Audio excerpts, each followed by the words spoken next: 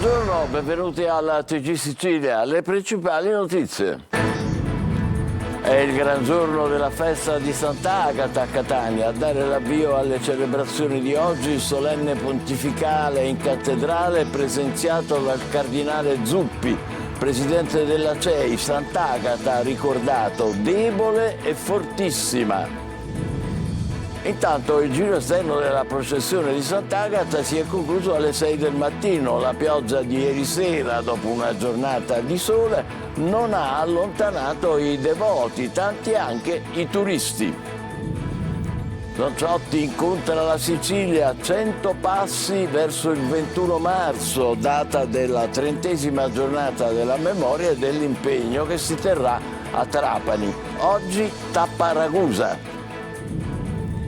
Palermo da baristi a imprenditori. Una cooperativa di ex dipendenti ha rilevato il locale confiscato. Il nuovo nome della pasticceria si ispira al codice antimafia, articolo 48, che consente riconversioni a titolo gratuito. Impietoso rapporto di Legambiente, Catania e Palermo tra le città più inquinate d'Italia, ma 14 comuni siciliani sono plastic free. Freddo e maltempo ancora in agguato, ma il mandorlo è già in fiore nella valle dei Templi di Agrigento, uno spettacolo fuori stagione che segna l'arrivo precoce della primavera. Spettacolo, Toti e Totino alle prese con un classico della commedia, Miseria e nobiltà, da stasera a domenica 23 al Musco di Catania. Calcio, mercato a due facce per Palermo e Catania, tifosi rosa-nero in delirio per l'arrivo di Poyampalo. In casa rossazzurra, malumori per la cessione di Castellini.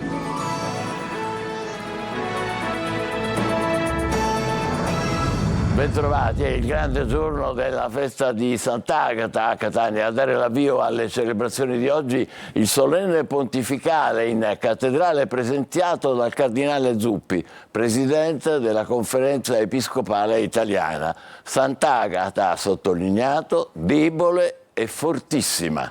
Giusy Lazzara. A Catania è il giorno della festa per Sant'Agata. Nella Basilica Cattedrale in piena mattina sfila il corteo liturgico presieduto dal cardinale Matteo Zuppi, presidente della Conferenza Episcopale Italiana, che presenzia quest'anno il solenne pontificale.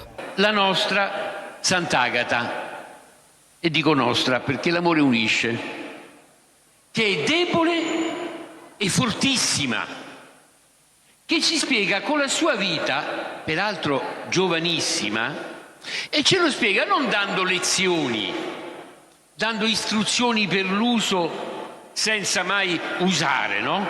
Come qualche volta facciamo anche noi, sappiamo spiegare tutto agli altri, però poi noi non lo facciamo, no? Poi ci stanno sempre quelli che hanno sempre la risposta pronta per tutto, e però non ti aiutano, però non ti danno una mano, però non ti amano. E nel segno della speranza il cardinale Zuppi, in sintonia con l'anno giubilare, ricorda che è il tempo per poter cambiare. Il fatalismo, che è il contrario della speranza, ci fa sprecare tante opportunità e alla fine nascondiamo i talenti che pure ci sono affidati e che abbiamo ognuno di noi, che togliamo agli altri oltre che perderli noi. La santità, ricorda Zuppi, non vuol dire perfezione, ma impegno nella vita di tutti i giorni per affrontare le difficoltà e superare l'egoismo. Pappaciuna di Catania, Virgini, martiri e miraculosa. Siamo tutti devoti, tutti cittadini, e viva Sant'Agata! Intanto il giro esterno della processione di Sant'Agata si era concluso questa mattina alle 6. Il Fercolo ha proceduto speditamente rispetto agli altri anni con la tradizionale salita dei Cappuccini affrontata già alle 5:15 del pomeriggio, e poi la pioggia della sera dopo una giornata di sole non ha allontanato i devoti, tanti anche i turisti. Orazio Longo. È l'1:40 di notte quando inizia lo spettacolo dei fuochi d'artificio in piazza Palestro. Non piove più, il Fercolo di Sant'Agata è in giro dalle 8 della mattina dopo la consueta benedizione di Monsignor Scionti alla fine della messa dell'Aurora. Chiesa gremita con l'arcivescovo Renna che si rivolge ai giovani detenuti: si può inciampare, ma avete tutto il tempo di rialzarvi. Questo è un dono. Un fiume di gente si mette in cammino seguendo le reliquie di Sant'Agata, tantissimi fedeli, ma tantissimi sono anche i turisti. In piazza Cutelli i piccoli del convitto intonano i canti tradizionali agatini, mentre in piazza dei Martiri avviene l'omaggio alle persone diversamente abili. Un giro che prosegue veloce. Alle 16 il Fercolo è già in piazza Stesicoro, dove risuonano le parole dell'arcivescovo nell'omelia. È triste apprendere che a volte poi non ci prendiamo cura della nostra città. Non siamo come Sant'Agata che organizza la speranza. Vogliate bene a Catania. La tradizionale salita dei Cappuccini inizia in grande anticipo rispetto agli altri anni, alle 5:15. Passo veloce, poi si prosegue per via Plebiscito. La pioggia improvvisa, dopo una giornata di sole, disturba il percorso, ma non allontana i devoti. Alle 5 del mattino la discesa agli Archi della Marina, 40 minuti dopo il passaggio da Porta Uzeda con la corsa verso la cattedrale, una lunga giornata che la nostra emittente ha seguito passo dopo passo e che continuerà a farlo con le dirette di oggi su Telecolor, su Antenna Sicilia e in streaming sulla Sicilia Web. Intanto le altre notizie. Notte di paura a Bronte, nel Catanese, per un incendio che si è sviluppato intorno all'1 in un'abitazione di via Santi. L'intervento tempestivo di Vigili del Fuoco e Carabinieri di Randazzo, allertati da una telefonata dal 112, ha permesso di salvare un anziano di 71 anni, la cui abitazione era stata invasa dalle fiamme. In una scuola di Catania torna la didattica a distanza, come ai tempi del Covid, ma le lezioni da casa sono l'effetto del furto di materiale elettrico alla Vitaliano Brancati di Librino, che state vedendo. Scuola già in passato presa d'assalto da ladri e balordi. Ignoti si sono introdotti nell'istituto di Viale San Teodoro portandosi via il quadro elettrico e per il ripristino serviranno quasi 20.000 euro. Il guasto è grave, bisogna cambiare l'intera cabina, stiamo già provvedendo, ha detto l'assessore comunale all'istruzione Guzzardi. A Milazzo, nel messinese, macabro ritrovamento nell'ospedale Vaccarella chiuso. Sono stati trovati fra le rovine feti abbandonati ancora immersi nel liquido di conservazione. Servizio di Giusy Lazzara.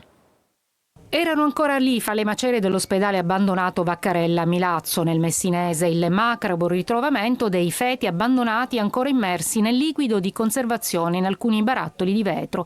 I feti da aborti spontanei erano conservati per scopi scientifici. Con la chiusura dell'ospedale il loro destino è stato quello di finire nell'abbandono, come il resto della struttura. Alcuni barattoli nel tempo erano caduti dalla mensola, che non ha retto più il peso, e parte del contenuto è ancora sparso sul pavimento.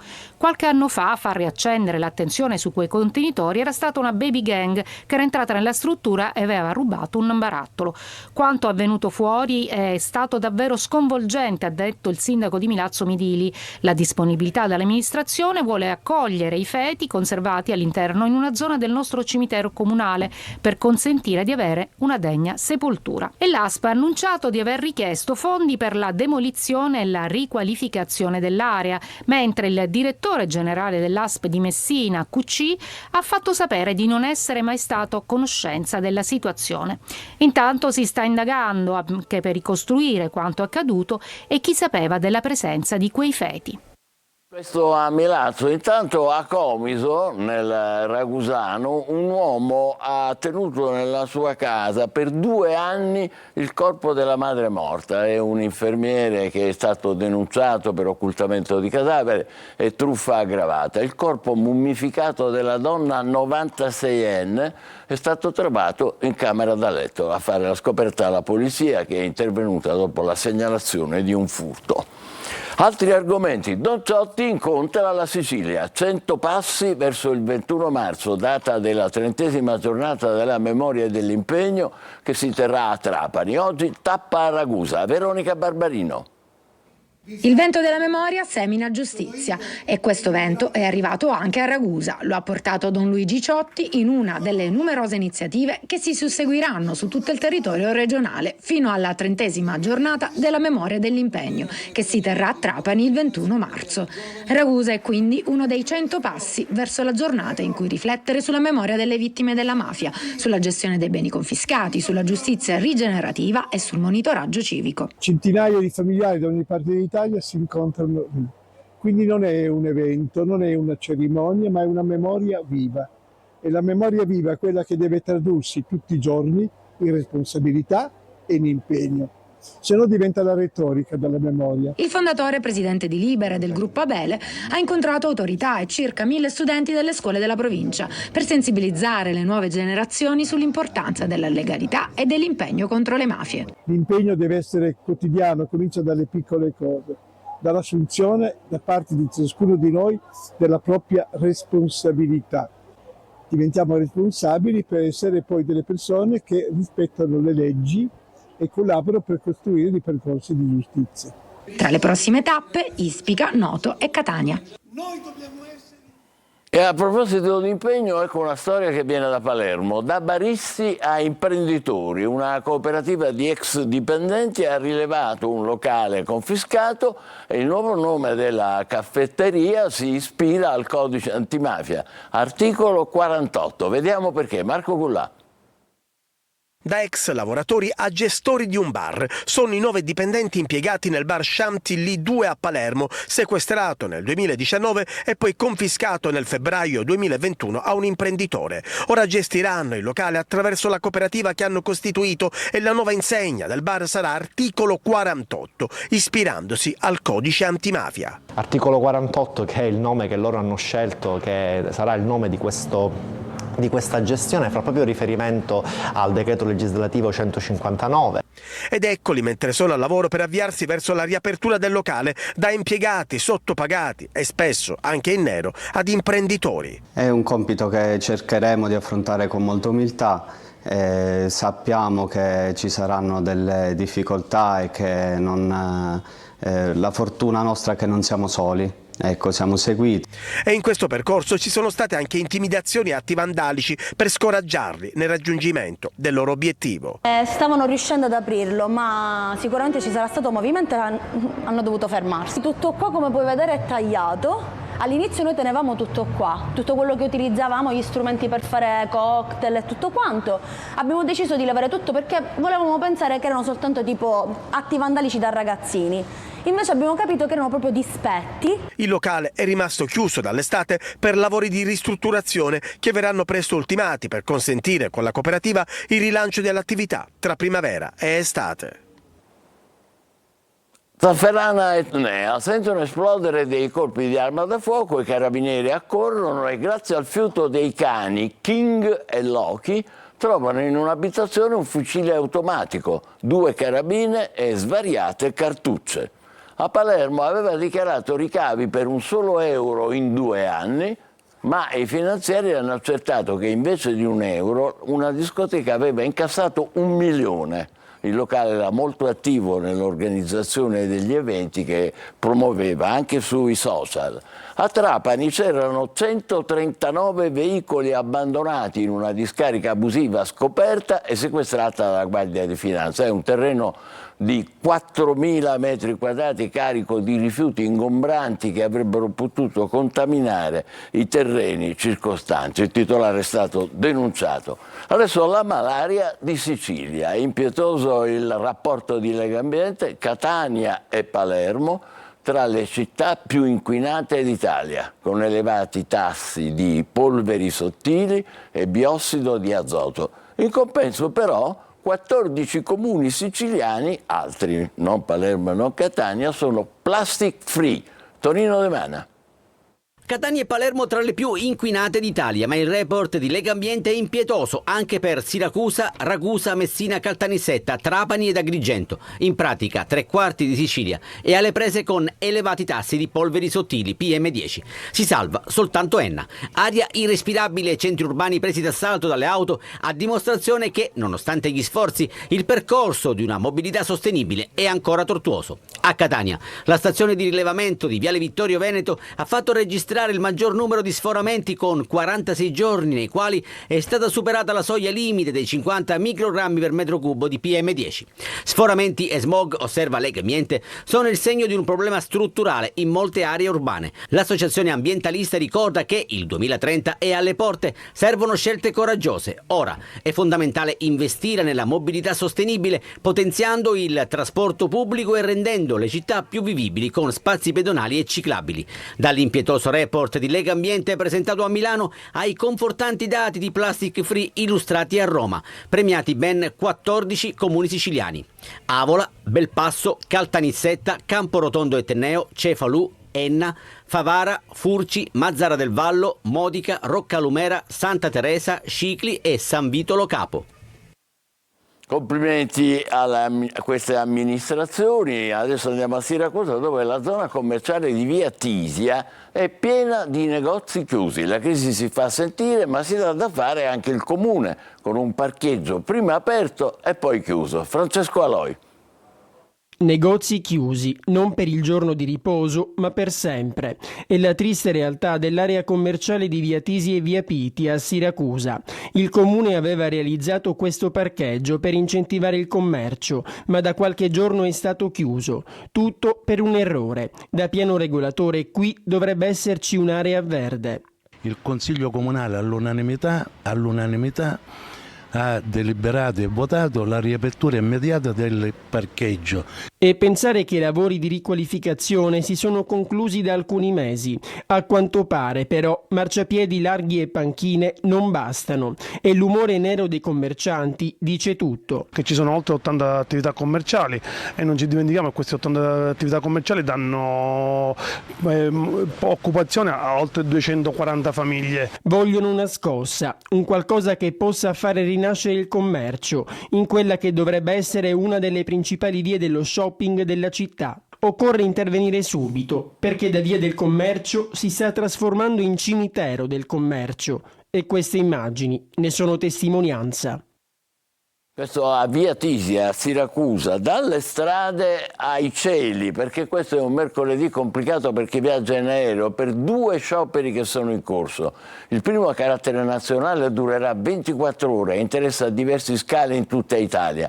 Il secondo, di 4 ore, dalle 12 alle 16, riguarda i dipendenti di Sea Prime dell'aeroporto di Linate. Sono previste comunque anche nel pomeriggio fasce di garanzia dalle 18 alle 21.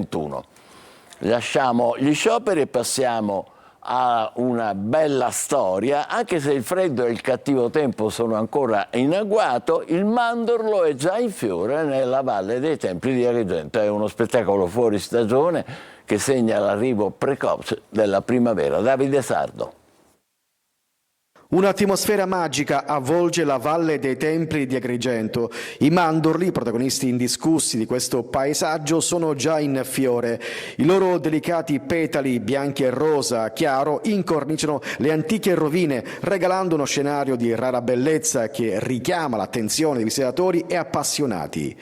Tradizionalmente la fioritura dei mandorli avviene tra la metà di febbraio e la metà di marzo, segnando l'arrivo della primavera. Quest'anno però i boccioli hanno sfidato il calendario e il clima, sbocciando in largo anticipo. Certo, perché non è un aspetto facile da vedere, si può vedere solo qui ad Agrigento perché le condizioni climatiche sono ottime, perché c'è una varietà di mandorlo molto diffusa e perché comunque ormai questo è diventato una delle peculiarità particolari di questa Valle dei Templi. I fiori sui rami sono un inno alla vita, ai piedi del Tempio della Concordia, assurdo a simbolo della pace tra i popoli, mentre altrove l'inverno è ancora grigio e rigido, qui la natura sembra accelerare i tempi regalando uno spettacolo incantevole.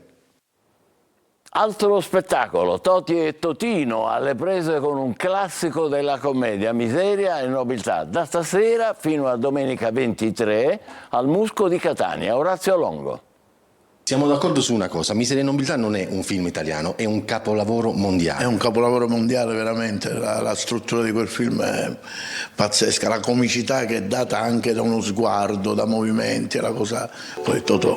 Toti e Totino al Teatro Angelo Musco di Catania tornano in scena con lo spettacolo Miseria e Nobiltà, commedia tratta dal famoso film con Totò del 1954 da un testo di Edoardo Scarpetta. Tu interpreti proprio Totò. Felice Ciociamocca. Ma quando ci si confrontano con mostri sacri come Totò, perché c'è un po' di riverenza, c'è paura. Allora, la paura c'è, la riverenza c'è, il segreto è non fare le cose che faceva Totò.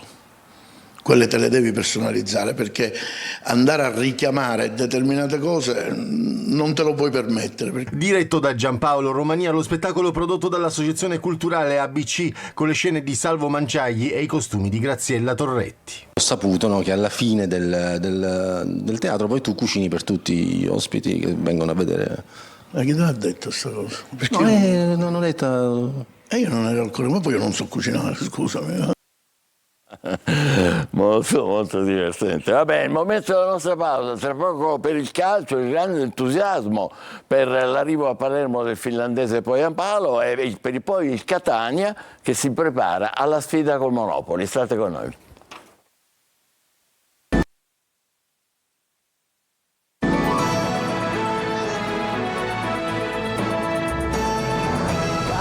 Cori ed entusiasmo per il nuovo acquisto del Palermo Poyampalo. Ecco come il finlandese è stato accolto dai suoi nuovi tifosi. Marco Gullà.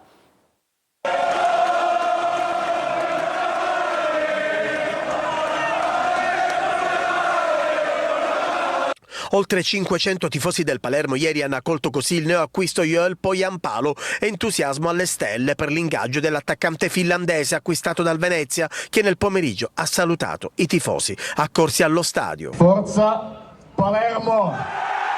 E assieme al portiere Audero, Poyampalo ieri ha iniziato la preparazione assieme ai suoi nuovi compagni in attesa del match di domenica al Picco contro lo Spezia. Subito un big match per l'esordio del finlandese, che verosimilmente giocherà in tandem con Brunori. Dionisi dovrebbe dare spazio dal primo minuto anche ad Audero, che prenderà quindi il posto di De Planche, poco brillante nel match che il Palermo ha perso contro il Pisa. Uomini nuovi, ma il modulo non dovrebbe cambiare, con la conferma del 3-5-2, possibile anche il ritorno di Blen, ormai pienamente ristabilito. Il Catania, dopo un mercato che ha deluso la piazza, si concentra sulla prossima sfida di campionato a Monopoli contro la capolista del girone, Marco Carli. Altra settimana a dir poco delicata in casa Catania fra il prossimo avversario alle porte, la capolista Monopoli, e l'ennesima delusione assolutamente non digerita dalla piazza per ciò che è successo nell'ultimo giorno di mercato, in cui si sono concretizzati la cessione di Castellini e l'arrivo di una punta come De Paoli, che per numeri, questo è il suo unico gol in stagione, non è di primo piano e nemmeno lontanamente paragonabile a movimenti di altre società. Il terzo elemento non positivo è rappresentato dalle assenze, non poche, che hanno condizionato anche le ultime uscite. Per la partita di Monopoli, che Telecolor trasmetterà domenica in chiaro in esclusiva, Toscano avrà la possibilità di contare nuovamente su De Rossi a centrocampo. Non avrà il nuovo acquisto Frisenna, oltre a Quaini, entrambi squalificati. Poi ci sono gli infortunati, difesa da inventare con pochi giocatori disponibili, Del Fabbro, Ierardi, Gega e l'altro neoacquisto Allegretto. Poi tanto dipenderà dalla possibilità di recupero non scontatissimo al momento di Lunetta, perché in tal caso Anastasio sarebbe impiegabile anche dietro. Per il resto in attacco Jimenez e Inglese punti fermi, poi o l'ennesimo rilancio di Montalto o l'utilizzo in avvio del nuovo acquisto De Paoli. Questa è la situazione in un 2025 che finora è stato avaro anche nei risultati del campo: 3 sconfitte, un pari e una vittoria. Per invertire il trend servirà bravura e fortuna. Il Monopoli in casa vince da 4 partite di fila ed è in piena bagarre per la promozione diretta, quella da cui il Catania è fuori ormai da tempo. Noi ci fermiamo qui, grazie per essere stati con noi, seguite ancora le nostre straordinarie per Sant'Agata. Buon pomeriggio.